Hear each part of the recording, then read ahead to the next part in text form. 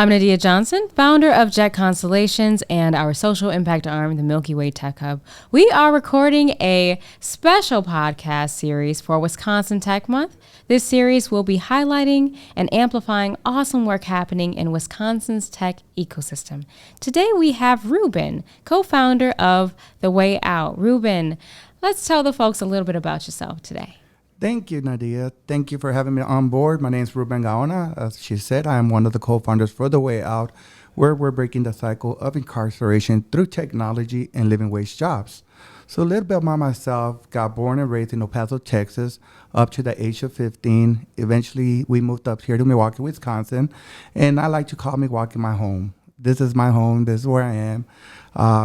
Was in the Navy for a little over 6 years, and then landed a job with the Department of Defense. All along while started selling drugs and landed me in prison and got sentenced to 10 years in federal prison. Mm-hmm. So I came out in 2017 on March 1st and was told that my life and career were over, that to settle for a bare minimum job, and that's it, that I would never be able to do anything else, which led me to my calling now, and that's helping people who have been formerly incarcerated. Awesome. So that leads into my next question, which is, how'd you come up with the overall concept of The Way Out? I believe in 2017, once I landed my case manager job, and I started working with people that were from underrepresented communities, and seeing that Black and brown people were the most affected ones, and we weren't getting the help that we needed. And when we did help someone find employment, that we would only provide supportive services for up to 90 days. So what would happen on that 91st or 100 day or have a 6 months in employment and being employed, and they have car trouble or childcare issues, and I would run back into them and found out that they had lost their job due to this. And I was like, we got to do it a better way. There's got to be something else. And then a year later, I got a job with the state of Wisconsin, working as an employment training specialist and assisting at the Wisconsin Reentry Pipeline Program. And seeing that nothing really changed. It was the same aspect of we would find people jobs, we would assist them, but once they lost their job and you find out why they lost their job, was because they didn't have no one to go to ask for help again. I was like, you know what? There's more that needs to be done. Yeah. And then right there in a nutshell, I pretty much said, you know what? I'm going to get involved in social impact. I want to find something that I could do. And I was blessed enough that in 2019, when American Family Insurance for Social Impact, they had hosted an event with Generator at Sherman Phoenix. And the one question was asked simply, how can we reduce recidivism? And I was like, well, it's not about just finding someone employment, because anyone could get employment. And a lot of companies will provide you that second chance employment. It's by actually guiding and assisting these people all until that job turns into a career. So let's just not help them get a job within nights and provide supportive services within 90 days. Let's do it for up to a year or 18 months and let them know that they have a group of people that invested in them to help them be successful. We're not just here to help you, we're a family. So that's what led me into this. All very important. So I have had the privilege of observing and even being a part of your journey as The Way Out has been growing and developing, and it's just really been a joy to watch. And one thing that I truly believe is that those who are building out the technology should be representative of the people that the technology serves. And so it's important that people who are on the team have an understanding of the experience that the people they aim to serve, and you do. What are your thoughts, though, on the importance of you having your background and building out The Way Out?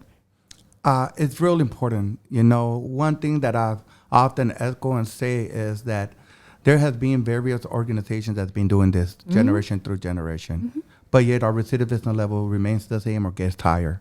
So something's not being done right. Yeah. And I asked myself, I remember going into a conference one time, and we were speaking to a group of people that from the DLC, and there was 3 organizations, and we were barely getting started, and I was the third one to go to because I was the beginning. We were the newest in the whole office space, am I right? That's to say. So one of the guys raised a question and asked the individual, the facilitator, how long have you been incarcerated for? And he's like, well, I've never been incarcerated for. And the response was from the individual was like, from the justice involved was like, well, then how can you relate to what I'm going through? How can you tell me how it feels to me going home and hearing my kids have resentment because I've been gone and coming home, been gone and coming home. So you can't even relate to what I'm going through. You might be able to help me that get a job and all this and provide that, but at the end of the day, can you give me advice to really know how to deal with the things I'm going through mentally or the things I'm going through at home? And when they turned around and asked me, and I was like, man, I could definitely relate to you. I mean, I'm a father of 6. I was like, I left my youngest, my 5th child. He was 5 years old when I left. I was like, and my oldest was 10 when I left. I was like, they're all graduating high school, so I know the resentment they hold. Where was their dad? Their dad was deployed, came out, left to prison. So I've never been there, so I know what you're going through, you know. So, and that to them was like, you is the one I want to talk to then, because you know what I'm going through. You've been through what I'm going through. You grew up poor. You grew up I grew up selling burritos. I tell everybody at the age of 8. I'm from the hood. I come from the hood. I was told I could never beat no one in my life, but here I am now. So it's real important. Yeah, and it's those unique experiences that help you to craft a very value add product. Right? Indeed. You know, because you're able to put not only your personal feelings, but be able to understand what questions are going to be asked next, and how can we provide those services for them.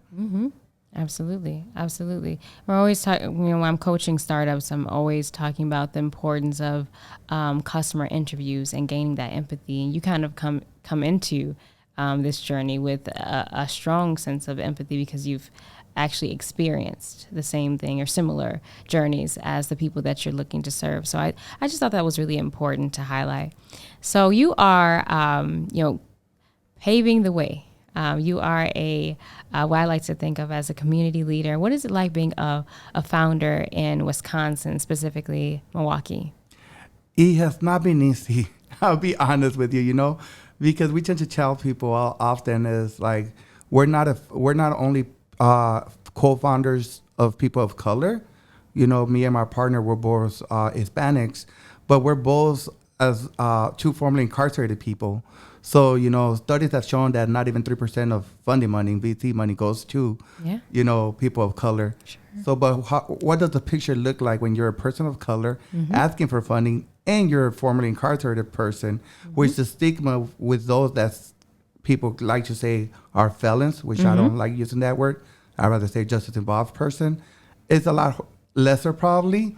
But I mean, you know, one of the things that Milwaukee has surprised me, even though it's hard being a founder in the VC world, our community here with people of color, you know, it's like people like you know, you have that mentality as we're one team, one fight. We help each other. We're gonna support each other because, I mean, I think you said it best one day when I heard you say that there was not a table for me. I created my own table. Yes. Now I guess goosebumps every time I say that.